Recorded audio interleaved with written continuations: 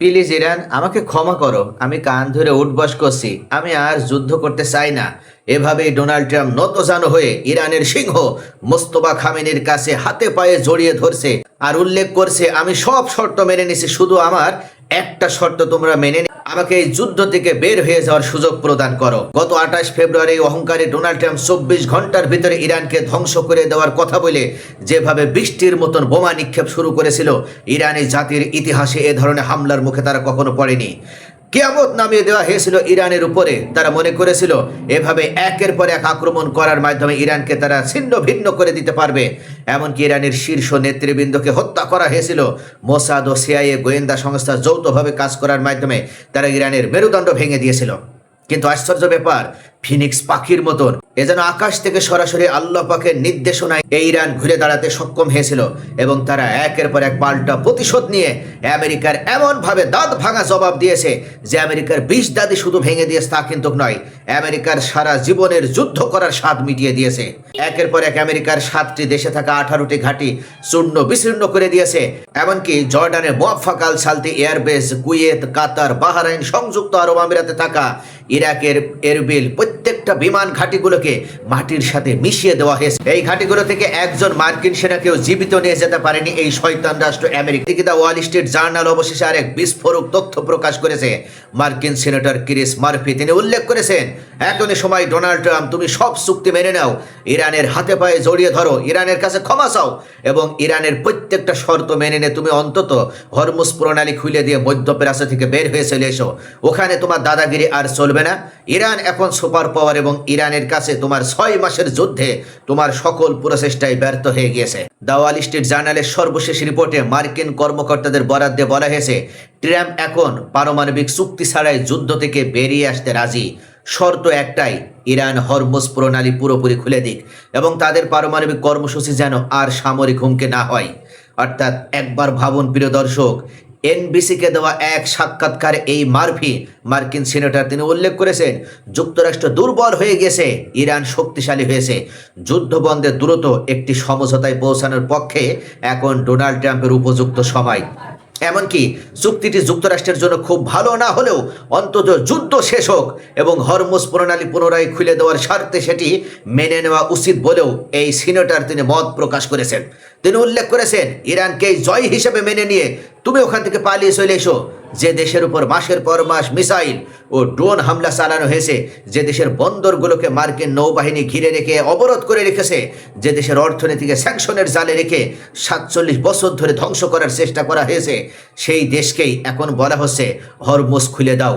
অনুরোধ করা হচ্ছে, ইরান হরমুজটা খুলে দাও বাবা, তাহলে আমরা যুদ্ধবিরতি অনির্দিষ্টকালের জন্য বাড়িয়ে দেব। এটা কি পরাজয় নয়? সুস্পষ্ট পরাজয়। মার্কিন কর্মকর্তারা এখন নীরবে শেষ পর্যন্ত স্বীকার করছেন, যদি তেহরান হরমুজ পুরোপুরি খুলে দেয় তাহলে ইরানের বন্দরগুলোর চারপাশে থাকা আমেরিকার নৌ অবরোধ তুলে নেওয়া হবে। আর যদি পারমাণবিক কর্মসূচি ইরান নিয়ন্ত্রিতভাবে পরিচালনা করে তাহলে চূড়ান্ত নিউক্লিয়ার ডিল ছাড়াই সিজফায়ার চালিয়ে নিয়ে যাওয়া হবে।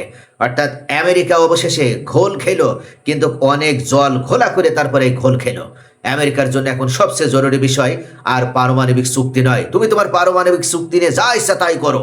সবচেয়ে জরুরি বিষয় হলো হরমুজের মধ্য দিয়ে তেলের ট্যাঙ্কারগুলো যেন আবার স্বাভাবিকভাবে চলাচল করে।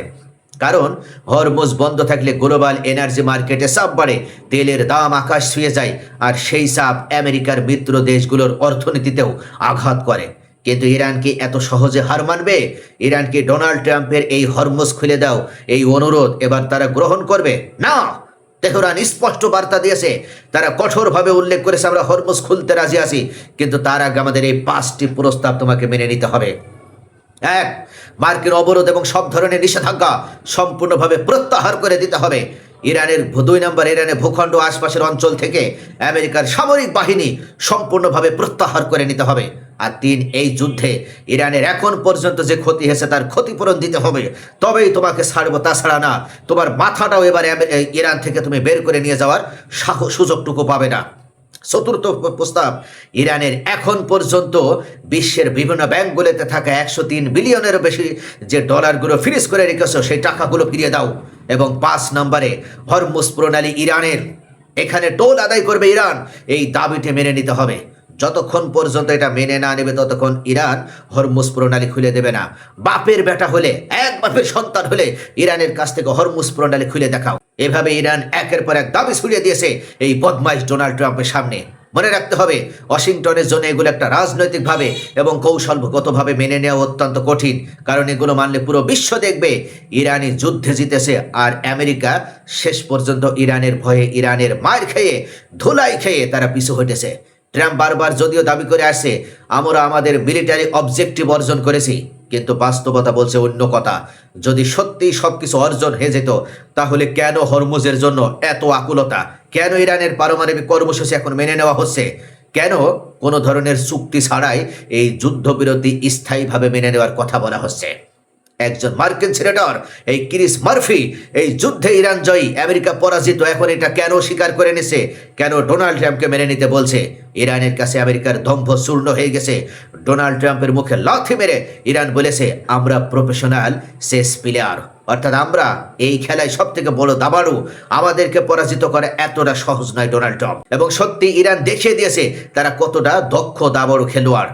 তারা জানতো হরমুজ শুধু একটা জলপথ নয়, এটা তাদের সবচেয়ে বড় স্ট্র্যাটেজিক লেভারেজ। তারা জানতো বিশ্বের তেলের বাজার তাদের হাতে রয়েছে। তারা জানতো যতক্ষণ না আমেরিকা পিছু হটবে ততক্ষণ এই চাপ তারা একের পর এক বজায় রাখবে। এমনকি রাশিয়ার সাবেক প্রেসিডেন্ট দিমিত্রি মেদভেদেভ তিনি স্বীকার করে নিয়েছে ইরানের হাতে কয়েকটা পারমাণবিক বোমার থেকেও শক্তিশালী পারমাণবিক অস্ত্র হাতে আছে, আর সেটা হচ্ছে এই হরমুজ প্রণালী। গোটা বিশ্ব বুঝতে পেরেছে ইরানের কাছ থেকে হরমুজ ছিনিয়ে নেওয়ার মতন ক্ষমতা বা ছিনিয়ে নেওয়ার মতন কোনো শক্তির জন্ম হয়নি বিশ্বের বুকে। ইরান একমাত্র এই হরমুজ প্রণালীর অধিকারী, এবং এই হরমুজ প্রণালীর উপরে একমাত্র বাহাদুরি, দাদাগিরি দেখানোর ক্ষমতা একমাত্র ইরানের আছে। গোটা বিশ্বের শক্তি, সম্মিলিত শক্তি এই হরমুজ প্রণালীতে পরাজিত হয়েছে, মাথা নত করেছে। এখন প্রশ্ন হলো ট্রাম্প কি সত্যি ইরানের এই শর্ত মেনে নেবে, নাকি আবার নতুন কোনো কূটকৌশল নিয়ে আসবে? কিন্তু একটা বিষয় আজ পরিষ্কার হয়ে গেছে, যুদ্ধের শুরুতে যারা ভেবেছিল ইরান কয়েক সপ্তাহের মধ্যে ভেঙে পড়বে, তারা অবশেষে আজকে বাস্তবতার মুখে এসে তারা দেখছে ইরান দাঁড়িয়ে আছে, আর আমেরিকা এখন বেরোনোর পথ খুঁজছে। হরমুজ প্রণালী এই নামটি মনে রাখতে হবে, আর শুধু একটা তেলের পথ নয়। এই হরমুজ প্রণালীতে ডোনাল্ড ট্রাম্পের অহংকার স্মরণ হয়েছে, আমেরিকার পতন ঘটেছে। এটা হয়ে উঠেছে এখন ইরানের জয়ের প্রতীক, আর সেই জয়ের সামনেই আজ ডোনাল্ড ট্রাম্প দাঁড়িয়ে আছেন পারমাণবিক চুক্তি ছাড়াই যুদ্ধ থেকে বেরিয়ে আসার প্রস্তাব নিয়ে। তো প্রিয় দর্শক, এটাই বাস্তবতা। যারা শুধু শক্তিকে সবকিছু ভাবে তারা কখনো জানে না যে কখনো কখনো ধৈর্য, কৌশল আর মহান আল্লাহর সেই ঐশিক শক্তি, মহান আল্লাহর সেই প্রদত্ত শক্তি বলেই যে কোনো জাতি যদি তারা ইমানদার হয়ে উঠতে পারে তাহলে তারা বিশ্বের সব থেকে শক্তিশালী নমরুদ ফেরাউনদের মতন সিংহাসনকেও কাঁপিয়ে দিয়ে তাদের ধ্বংস করে দিতে সক্ষম। আজ ইরান সেটা আরও একবার প্রমাণ করে দিতে পেরেছে। দেখা হবে পরবর্তী বিশ্ব সংবাদ নিয়ে। ততক্ষণ সকলে ভালো থাকুন। আল্লাহ হাফেজ।